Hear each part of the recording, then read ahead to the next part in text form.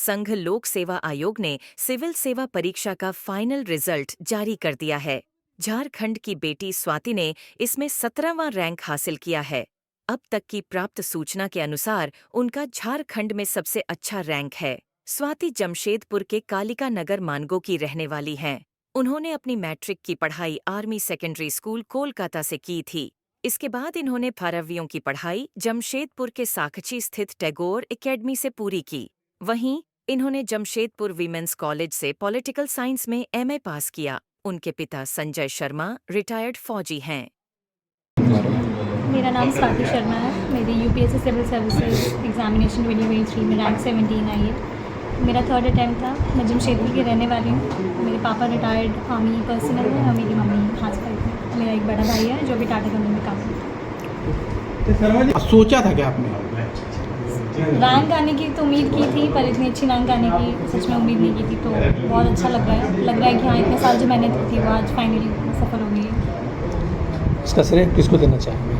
सबसे पहला श्रेय तो माँ बाप को ही दूंगी। उसके बाद बाकी दोस्तों ने और टीचर्स ने भी काफ़ी साथ दिया था। किस किस स्कूल में आप पढ़े हैं? जमशेदपुर में क्या रहा है एजुकेशन में? स्टार्टिंग से तो आर्मी पब्लिक स्कूल में ही पढ़ी हूँ। उसके बाद 12th मैंने टैगोर एकेडमी साकची से किया है, जमशेदपुर से। कॉलेज भी मेरी विमेंस कॉलेज बिष्टुपुर जमशेदपुर से ही। ऐसा पढ़ाई कैसे करते थे? कितने घंटे पढ़ते थे?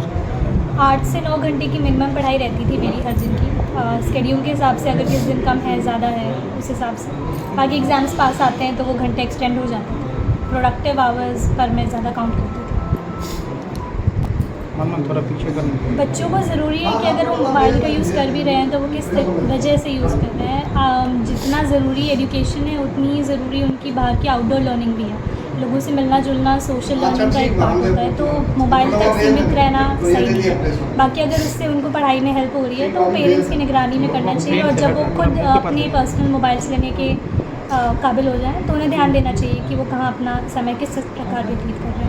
आने वाले जनरेशन के बारे में क्या कहना चाहेंगे? आने वाले बच्चों के भविष्य के बारे में?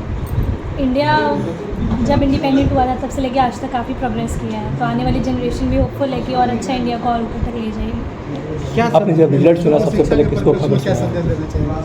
शिक्षा के परिपक्ष में जैसे अभी जो पॉलिसीज़ चल रही हैं गवर्नमेंट की, अगर उनको ढंग से इम्प्लीमेंट कर देते हैं हम तो फिर वो अच्छा काम कर सकती है। बाकी ज़रूरत है कि इनरोलमेंट रेशो बढ़ाया जाए, उनको और स्कूल में लाया जाए, स्पेशली गर्ल्स और आएँ ताकि वो भी सरकारी दफ्तरों में और प्राइवेट जॉब्स में दिखें, ताकि उनकी कमी महसूस ना हो और उनका भी पर्सपेक्टिव देश को आगे बढ़ाने में काम आए।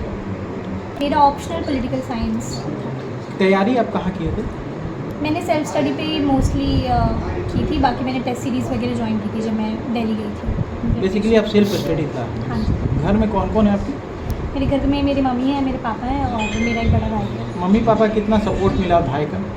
मम्मी पापा को तो पूरा सपोर्ट मिला है। कभी भी पढ़ाई में कोई प्रॉब्लम नहीं होती थी। अगर शोर शराबा हो रहा है तो मुझे कमरा दे दिया गया था कि तुम पढ़ो। कि वो भैया का भी काफ़ी सपोर्ट रहा है। जब भी लो महसूस करूँ तो उससे बात करके वो इनकरेज करता था कि नहीं हो जाएगा, करो, मेहनत करोगी तो क्यों नहीं होगा। अगली क्या है? अब तो क्या रैंक? IAS रैंक ही मिलेगा। आप सोचे थे कि IAS रैंक मिलेगा और क्या प्रिफरेंस करेंगे? किस राज्य को चुनने की बात होगी तो? IAS रैंक मिलने की उम्मीद तो थी, पर किस राज्य को प्रेफर करें? IAS रैंक बता रहे थे। प्रेफरेंस तो मैंने झारखंड को ही दी है अपनी पहले। IAS नहीं मिला रैंक क्या? IAS ही मिला है। वही तो 70 में तो मिलेगा। हाँ बिल्कुल। नहीं ये अपने आप ही पढ़ती थी। स्कूल से आते ही होमवर्क अपने आप कर लेती थी। हाँ, थोड़ा बहुत बोलती मम्मी हमारे क्वेश्चन तो पूछो, मैं सही बोल रही हूँ, बस मैं उतनी सपोर्ट, बाकी ये अपने आप ही पढ़ती थी। ट्यूशन की कब जरूरत पड़ेगी? ट्यूशन तो इसने कभी नहीं किया। ट्यूशन तो कभी नहीं लिया इसने आज तक। तो याद नहीं है कि जब इसने किसी कोई बात में तंग किया हो। और जब रिजल्ट आया तो क्या लगा? क्या रिएक्शन था आपका? क्या पहला आपको- रिएक्शन का था? थोड़ा ऊपर का। रिएक्शन ही था, मैं तो रोने लगी। जो सच बताओ तो मेरे आँख से खुशी आंसू बंद नहीं हो रहे थे। इसने भी रोने, ये भी रोने लगी, हम भी रोने लगे। बाकी तो जैसे ऊपर वाले की मर्जी। आपका नाम बताइए ना। आशा देवी। ये थोड़ा मोबाइल काट दीजिए ना। खुशी लग रहा है एक और ना मेरे लाइफ का, मेरे जीवन में इससे ज़्यादा बड़ा खुशी का वो पल नहीं हो सकता। ये हर घर में पहले आदमी बेटा ही खोजता है, लेकिन आपकी बेटी ने जो अचीवमेंट नहीं। कर दिया है। हम लोग मतलब कि एक तो फौजी आदमी, हमारे सेना में जो सिखलाई दिया गया है कि कोई भी अलग नहीं है, सब एक है। जैसे आजकल हमारे सेना में लड़कियां भी आ रही हैं, तो लड़कियां भी लड़कों के बराबर ही काम कर रही हैं, इसलिए हमने कभी ऐसा दोनों बच्चों में भेदभाव को हाँ वो स्वेच्छा से स्वतंत्र छोड़ दिया था कि क्या करना है खुद सोचो। हमारा काम सिर्फ फाइनेंस, कोई प्रेशर नहीं। हम सिर्फ फाइनेंस दे सकते हैं, बाकी तुमको जो करना है करो। कुछ बचपन के बारे में बताइए, कैसे थी पढ़ने में शुरू से ये? पढ़ने में बचपन में तो शुरू से ही टॉप थे। जैसे हमारे आर्मी स्कूल में जो भी शिक्षा दीक्षा हुई, तो स्कूल में हमेशा जो प्रिंसिपल रहती थी उसके आँख के सामने हमेशा रहती थी। शुरू से ही मतलब कि हमेशा स्कूल में अव्वल दर्जे रही।